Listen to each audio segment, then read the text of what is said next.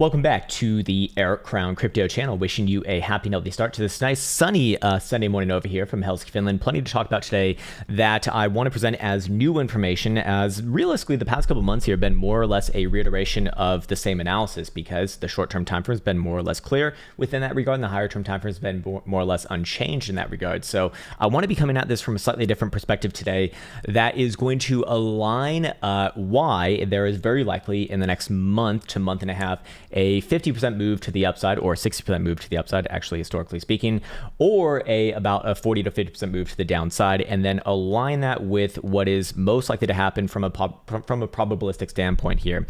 Anyways, with that said, we'll also start off with the short-term timeframes, which guess what? It's the same thing as the day before, and the day before that, and the day before that, and the whole goddamn week before that as well. And we've had the same fucking trade play out for about a week and a half now, of which, hey, as long as Mark's giving us to us, well, might as well take it, because that is pretty much all that's available for the time being. Anyways, with that said, I want to now waste no more time and get into the short-term time frame analysis, of which, again, it's basically the same thing as yesterday. We did say yesterday, very likely another retest back down somewhere around about 38.5, and very likely a bounce from there into the mid 39 region, which we got that bounce up to about 39,500 region. It's nothing sexy, it's nothing crazy, but hey, that's all that we have right now. So, contrary to a lot of the clickbait titles that sometimes even I put out myself just for a little bit of fun, but especially a lot of the stuff that I see out there as well, there's not really, like, if there's not a big move to be speaking about, there's not a big move to fucking be speaking about. And this is all that we're, all that I see the market kind of giving us right now. So with that in mind, it's still actually the exact same thing today, in fact. And would I be looking for yet another test back down around that 382, somewhere around 38,500 or so? Perhaps yes. As far as stochastic momentum oscillators go in the short-term timeframes, I do believe we are twisting within that direction. If we do see any sort of a full hour closure below $39,000, yes, I would say first and foremost, another wick back down around there. Would I be saying the same thing with a bounce as well? Probably yes, and probably to the same targets as well here, as we do see full hour HVP is very, very low. So this next move very likely does have a little bit of a sting on it as well. Anyways, all other lower term timeframes are essentially on the same side here too. 3 hour stochastic momentum is actually to the upside as long as Bitcoin's closed above 38,750. By hourly is going to be back up actually above 39,069, which is a great number right there. And hourly is also going to be pointing back up above 39,082 bucks. So you'll see them all kind of pivoted around the same region. That is to say that on the next 4 hour closure, if Bitcoin actually does remain above that, above that pivot, about, let's just call it 39,100, give it a bit of a buffer zone right there, which by the way is closing in about 3 hours, 32 minutes and 16 seconds. I'd be looking for Bitcoin to try the upside move first to the top side of the short-term time frame range, that being between about $39,500 to $40,000. And then the same sort of range resolutions apply as yesterday and the day before that and the day before that as well, of which any sort of an hourly closure above our high, I believe of this week actually, at 40,200, then I would be looking at that as a range resolution with targets back up somewhere around about 41.2 to 41.5 region. Of course, there are a few things to be aware of right there as well for the higher term timeframes, which we'll get into soon enough, but I really want to get into some actual new information today. And of course, to the downside, the same thing applies. I'm not necessarily looking at this as a range resolution for even the short-term timeframes, as long as Bitcoin's above about 38,200 on an hourly closure, or about 38.4 on a 4 hour closure. If one of those two criteria is invalidated in this case, meaning that a closure happens below there, then I would be looking for a full-on move down to $37,000. The reason why this is very relevant for the higher-term timeframes is because that would put Bitcoin right on the precipice of that rising trend line that we have been running off of for the past couple months here since late January, which does essentially keep the Boolah hopium alive. So that is to say that as long as Bitcoin is essentially creating higher lows, in this case above about $37,000 on a daily closure, nothing less in this case, a daily closure, I do look at this as still Boolah's having a chance here essentially. By the same token, any sort of a closure below there and bear odds do take over yet again, and I'd be looking for that next, I guess how much percentage moves this? Yeah, next 20% move to the downside, somewhere down around about $29,500 to $30,000. Very likely a bounce along the way at about 34.5 or so, but ultimately I would be looking for that move to transpire. By the same token, as long as the Boolah's hopes are still alive here, I would be looking at an upside resolution specifically above $44,500 again on a daily closure, nothing less. If I'm using a full hour, I'd be using $45,000 right here. The one spot 414 in this case on this current range. for a major resolution of what would be an ascending triangle, which is a bullish reaccumulation formation, and that would have a technical target all the way up here towards about $55,000 to $56,000, also in line with the 3-spot 272, and that would naturally confirm a couple drives of hidden bullish evidence along the way on the weekly RSI, which does have a natural target around about 52.5, and a little bit more than that over time.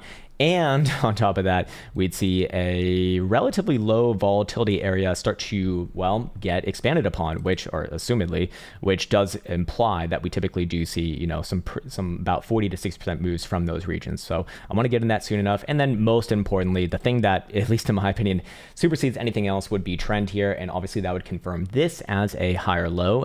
In fact, its third higher low in a series of higher lows here on the weekly.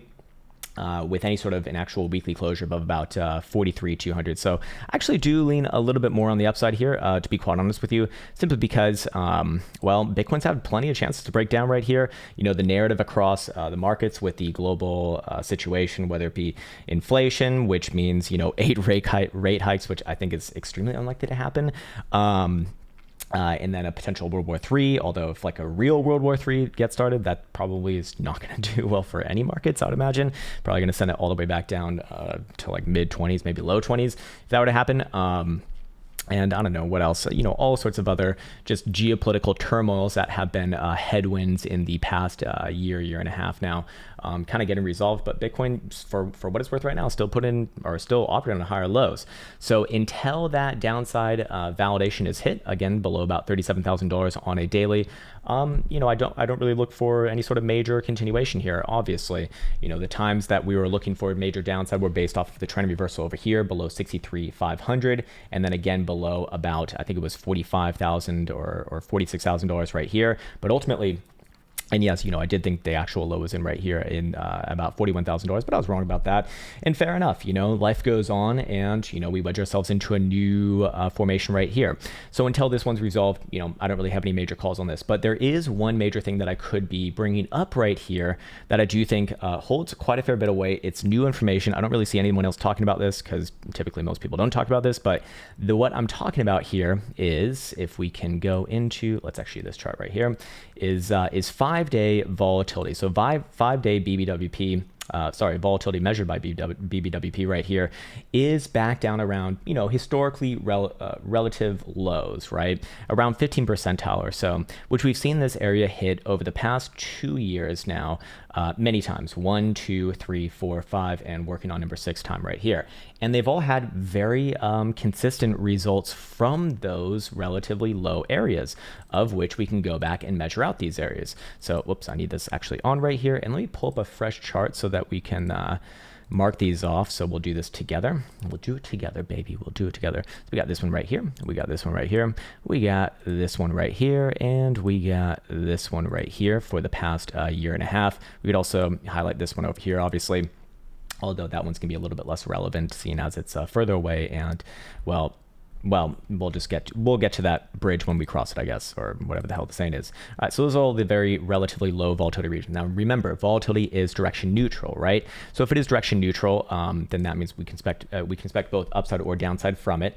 And in this case, I just want to measure out the prior historical resolutions from these points. Let me just make sure that I'm recording. I am, so that's good. And we do see in this case right here, from the expansion of that very low volatile region to the next, I would say, precipice of this was right here actually.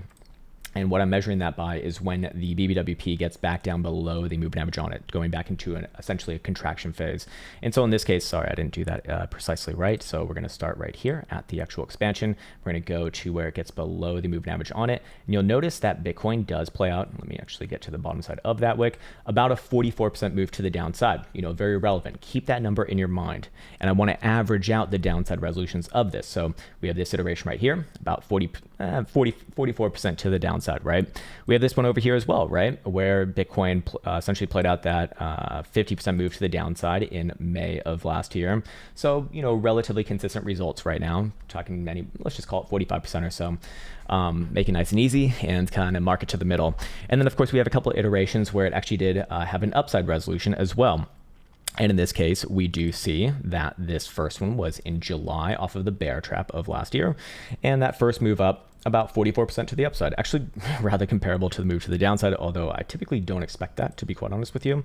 And then we have this one over here as well, coming in from, I believe this was October lows to the next actually all-time high in Bitcoin, 45%. Very consistent right there, very fucking consistent. So why am I pointing this out? Well, we are once again within a very low volatile region right here. And well, we could theoretically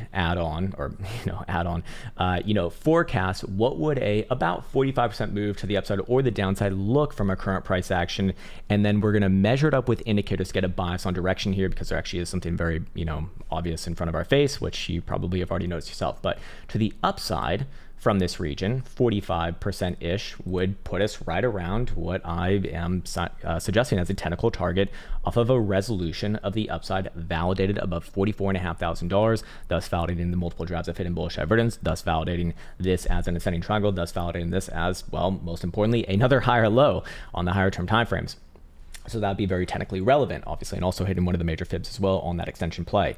To the downside from this current region, if we were to shave off about 45% off of current price action, that would put Bitcoin at about $21,000 or so, which is, I actually do think that that is possible on a major downside move for like a wick. But as I have stated before, I do think that there is reason to believe that, on a closing basis, the lowest that we really see Bitcoin go, at least reasonably right now, this could change over time, after a move like this plays out, but I would really, want to see this move play out first before talking about potentially more downside.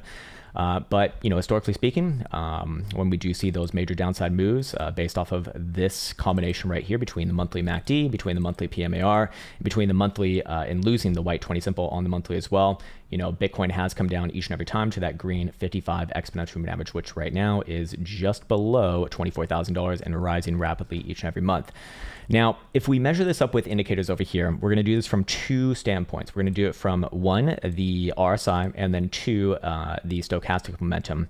And as you can see right here, on these same areas where BBWP was very low, we do see that for those resolutions, the RSI was in a very, interesting, very similar place each and every time, right?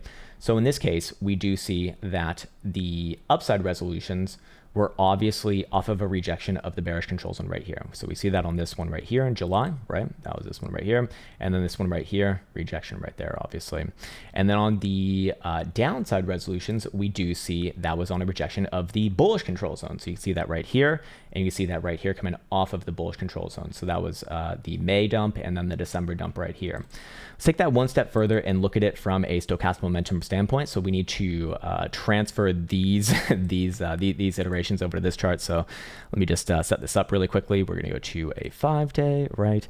And going off the top of my head, the first one was right here, obviously, in early May. The second one was right here in July bear trap.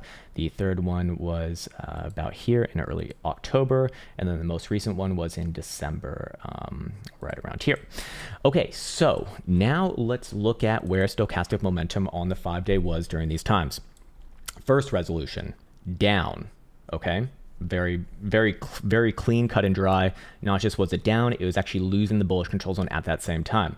Okay, the next resolution in July, which was an upside one, again, this one right here, that was quite literally the opposite. It was quite literally with 5 days stochastic momentum to the upside and also working its way out of the bearish control zone. Okay, what about this one in October? This one was very interesting here because 5-day momentum was to the upside. It was also within the bullish control zone, and that was, the all-time high of Bitcoin, obviously. And then the most recent one to the downside was right here. You already know that 5-day momentum was obviously downside angled and just losing the bullish control zone right here as well. So here is what is very, very obvious, at least in my opinion, coming on this next 5-day closure, and why I'm kind of bringing this one full circle, is that we will see 5-day stochastic momentum officially cross back onto the upside and simultaneously work its way out of the bearish control zone, which would be right around here at the 40 marker, officially with any sort of a closure above 38,350. So why am I pointing this out? Because if that does happen, that has been the historical signal that, well, last time we saw that was right around here.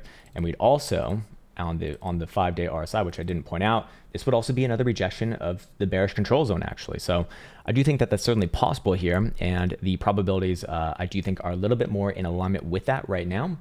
The problem is that we still have another 3 days left to go to confirm that next 5-day closure. So if that does confirm, I would say that the Boulos hopes remain alive, and the probability shift a little bit more in favor of that. Still, personally for myself, I do look at the $44,500 region as highly relevant for a resolution there. If I wanted to be as aggressive as possible with this, I would simply use the last rejective high that we saw over here at about 42,500. Is that frontable or not? That's a question for yourself. Obviously, personal preferences here. I certainly align a little bit more with the conservative side, but ultimately, that probably is good enough, to be fair, as I wouldn't just be a higher high, but also confirm this as a higher low, and there you got your trend reversal. So beautiful. But ultimately, it's gonna be another long 3 days, I suspect, and I suspect that we probably don't have resolution until then. So, in this past week, you haven't really heard me say much about, timing a resolution like this. That's simply because I didn't think it was relevant. I don't want to be one of those people saying it's a big move today, big move coming up. It's like, look, this is one of those more quieter and boringer times. I definitely feel it myself, not just with my own trading behaviors, but I've insight on YouTube looking at the views and whatnot for this channel, which have been obviously trending down alongside the market. And to me, that's actually a really good statistic amongst participation in this market in the general sphere, right? So I do look at that as an indication that most people are probably not interested in this market right now. It hasn't been very, flashy for, even that last all-time high in November, it really didn't feel like all that much, to be honest with you. It was a very quiet time. I felt like all of the excitement was over here last year. And let me know if you agree with this in the comment section below, simply because, that's when things were going crazy, man. That's when I was getting hit up by all of my, college friends, asking like, how do I get into fucking XYZ shitcoin token, whatever the hell. And not so much over here, actually, not so much over here. Most people left in this region over the summer, and then I think the rest of them left over here. And whoever's listening to this shit right now, hey man, congratulations. You're about as big of a fucking TA nerd as myself. So fair enough, man, fair enough. Maybe we should get more to do in our lives, but it doesn't matter. That's what Elden Ring is for, and so I'll be finishing that game later today, which I'm very happy about. It's time to get back on with life. Anyways, so yeah, I just want to kind of bring that out from a bit of a different perspective that I don't really see anyone else talking about. Not because like I knew it or anything like that. It's just people don't really look at these sort of metrics here.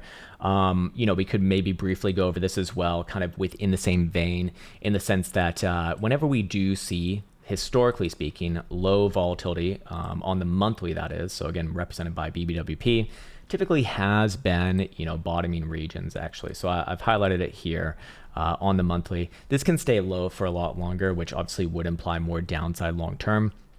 And as we did go over yesterday, if I'm just going off of traditional markets, I would actually be saying the opposite. I'd be saying, probabilities are downside continuation. I mean, NASDAQ looks like it's ready for a gap down, tomorrow. So at the end of the day, that's why I go off of range resolutions. But we can start to really put a lot of the puzzle pieces together to kind of understand the severity of the likely move ahead.